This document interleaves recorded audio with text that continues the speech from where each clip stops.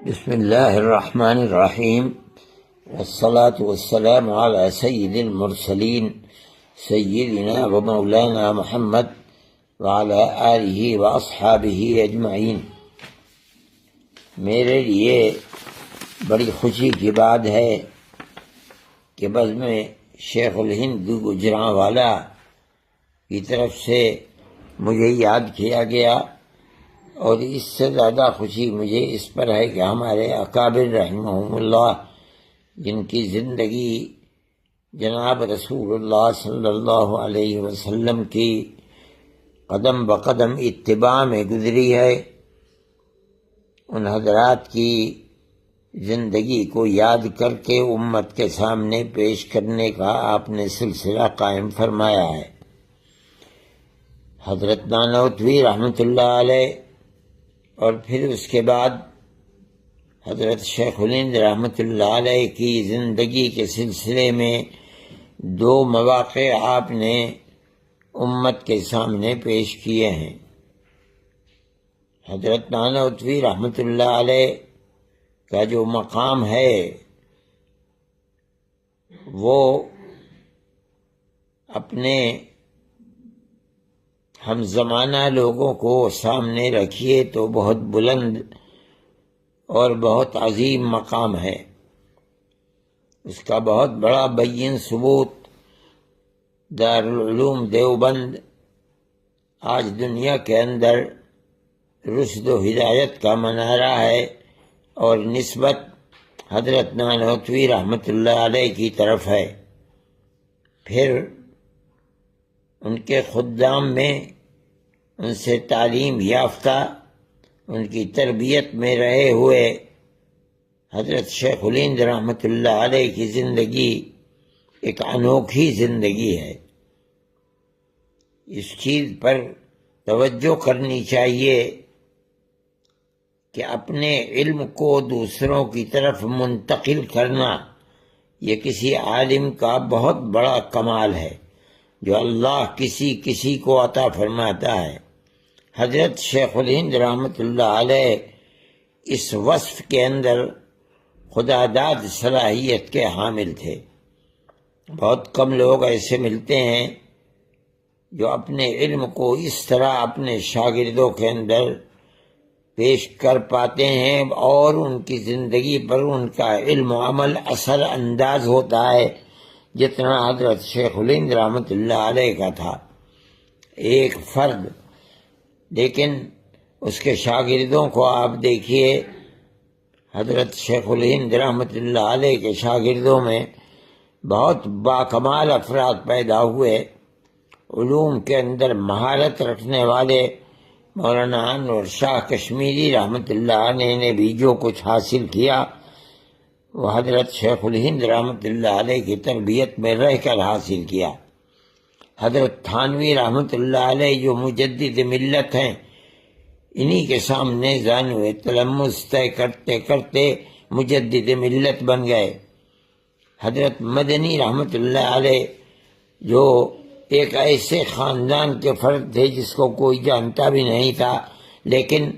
حضرت شیخ الہند رحمۃ اللہ علیہ کی گداگری کرتے ہوئے، ان کے ساتھ اپنی زندگی کو گزارتے ہوئے شیخ الاسلام بن گئے۔ مولانا شبیر احمد صاحب عثمانی، جن کو، اور مولانا مفتی کفایت اللہ صاحب جن کو فقیہ فی النفس کہا جاتا ہے، ان کی زندگی جو کچھ بھی بنی وہ حضرت شیخ الہند رحمۃ اللہ علیہ کی خدمت میں رہتے رہتے بنی ہے۔ ان تمام شاگردوں کے زندگی کو اگر آپ کنگھالیں گے تو اس کے اندر بنیادی نقطہ ان کے باکمال ہونے کا یہی ملے گا کہ ان کو استاد مل گیا حضرت شیخ الہند رحمۃ اللہ علیہ جیسا۔ اب آپ نے انہی کے شاگردوں میں سے حضرت مدنی نور اللہ مرقدہ کے اوپر سیمینار کرنا چاہا ہے۔ میں ایک تہیدست اور بے وضاحت انسان ہوں، میرے پاس وہ نہ زبان ہے نہ میں اس کا استحقاق رکھتا ہوں کہ میں ان کی باکمال اور پاکیزہ زندگی کو پیش کر سکوں، لیکن میں یہ بات کہتا ہوں کہ انہوں نے اپنی پوری زندگی کو حضرت شیخ الہند رحمۃ اللہ علیہ کے جوتوں کو سیدھا کرنے کے اوپر لگا لیا۔ دیوبند میں آئے، پڑھتے رہے، پھر حضرت شیخ الہند رحمۃ اللہ علیہ کے در پر رہتے ہوئے ان کے گھر کے اندر جھاڑو دینا، ان کی نالیوں کو صاف کرنا، یہ تمام امور کی انتہائی ادنا درجے کے شاگرد کی حیثیت سے انہوں نے اپنائے، اور اس کے بعد مدینہ منورہ چلے گئے۔ لیکن جانے سے پہلے ان لوگوں کی اپنی دلی خواہش تھی کہ حضرت شیخ الہند رحمۃ اللہ علیہ سے بیعت ہو جائیں، لیکن حضرت نے ان کے ہاتھ کو پکڑا اور حضرت گنگوہی رحمۃ اللہ علیہ سے بیعت کرایا، اور اس کے بعد یہ حضرات چلے گئے۔ حضرت مدنی نور اللہ مرقدہ کو وہاں جانے کے بعد ان تمام کے شیخ طریقت، جو حضرت گنگوہی رحمۃ اللہ علیہ کے بھی شیخ طریقت ہیں، حضرت نانوتوی رحمۃ اللہ علیہ کے بھی شیخ طریقت ہیں، حضرت شیخ الہند کے بھی شیخ طریقت ہیں، حضرت تھانوی رحمۃ اللہ علیہ کے بھی شیخ طریقت ہیں، حضرت حاجی صاحب کی خدمت میں رہ کر کے ان سے ذکر و اذکار کی تلقین کی سعادت میسر ہوئی، اور اس کے بعد پھر برابر وہ حضرت گنگوہی رحمۃ اللہ علیہ سے تعلق رکھتے رہے، اور حضرت شیخ الہند رحمۃ اللہ علیہ کے ساتھ ان کا تعلق قائم رہا۔ وہاں رہنے کے زمانے میں بھی وہ بار بار آتے رہے، اور جو بھی ان کو علم حدیث یا دوسرے علوم کے سلسلے میں اشکالات ہوتے تھے وہ برابر آ کر اپنے استاد محترم کے سامنے رکھتے تھے اور اپنے دل کو مطمئن کر کے جاتے تھے۔ ان تمام اوصاف کو جو آپ دیکھیں گے، جو نبی کریم علیہ الصلاۃ والسلام کی خصوصیت ہے، وہ صرف یہ نہیں ہے کہ انہوں نے علوم خداوندی کو امت کے سامنے پیش کیا ہے اور برابر پیش کرتے کرتے چلے، انہوں نے اپنی زندگی کو کھپا ڈالا۔ علم حدیث کی خدمت عرب اور عجم کے اندر انہوں نے کی، اور اسی طریقے کے اوپر کام مسجد اور مدرسے سے باہر نکل کر دین اسلام کی ترقی اور فلاح و بہبود کے لیے انہوں نے کام کیے اور برابر کرتے رہے۔ یہ ہمارے اکابر کا ترائے امتیاز ہے۔ حضرت شیخ الہند رحمۃ اللہ علیہ نے بھی اسی طریقے کی بات کی ہے اور اپنی زندگی کو گزارا۔ ان حضرات نے بھی اسی طرح اپنی زندگی کو گزارا ہے، نہ وہ اپنے گھر کے اندر کبھی بیٹھے، نہ وہ مدرسے کے اندر کبھی تھمے، بلکہ مدرسے کی ملازمت بھی اگر کی ہے تو یہ مدرسے سے باہر نکل کر مسلم امت کی فلاح و بہبود کے لیے کام کرنے کی شرط کو انہوں نے اپنے مدرسے کی ملازمت کے سلسلے کے اندر مدرسے کے سامنے رکھا کہ میں اس سلسلے کے اندر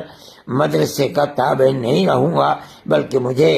آزادی کے ساتھ کام کرنے کی اجازت ہوگی۔ مدرسے نے اس کو قبول کیا اور حضرت رحمۃ اللہ علیہ اسی طرح کام کرتے رہے۔ اب ان کی زندگی کو دیکھنے والے لوگ بہت کم رہ گئے ہیں، لیکن میں نے اپنے بچپن کے اندر جب حضرت دنیا سے تشریف لے گئے تو میری عمر کم و بیش 17 سال کی تھی۔ میں نے حضرت کی زندگی کو دیکھا ہے۔ حضرت کی زندگی کا خاص وصف جس کو میں نے دیکھا ہے، اور اب پڑھنے کے بعد جو بھی مجھے 1% 2% جو بھی صلاح میسر ہوئی ہے علم کو سیکھنے کی، میں اس سلسلے میں کہتا ہوں کہ ان کی زندگی کا مقصد اتباع سنت تھا، اور اسی طریقے کے اوپر انہوں نے سنت کی اتباع کو اپنے دل و جان کے اندر اتارا تھا، اور زندگی کے اندر تواضع اس درجے کی تھی کہ اگر آپ ان کے مکتوبات کو دیکھیں گے تو آپ کو ہر جگہ آپ اس تواضع کو اپنی آنکھوں سے دیکھیں گے اور اپنے دل سے قبول فرمائیں گے۔ میرے نزدیک ان کا یہ وصفہ ایسا ہے کہ جو اب علماء کے اندر شاید و باید ہی ملتا ہے۔ میں ایک آخری قصہ سنا کر کے ان کی زندگی کا، اور میں آپ سے اجازت چاہتا ہوں۔ حضرت مولانا فخر الدین صاحب رحمۃ اللہ علیہ کو، جو حضرت شاہ صاحب رحمۃ اللہ علیہ اور اس سے پہلے حضرت شیخ الہند رحمۃ اللہ علیہ کے شاگرد تھے، اور خدا نے ان کو قوت حافظہ بڑا عجیب و غریب عطا فرمایا تھا۔ میں اگر یہ کہوں کہ وہ دنیا سے جب گئے ہیں تو علم حدیث کا ایسا ماہر دنیا کے اندر میں نہیں جانتا ہوں کہ ہندوستان، پاکستان اور بنگلہ دیش کے اندر کوئی دوسرا آدمی ہوگا۔ وہ جمعرات کو اپنے گھر جا رہے تھے، حضرت سے ملنے کے لیے آئے،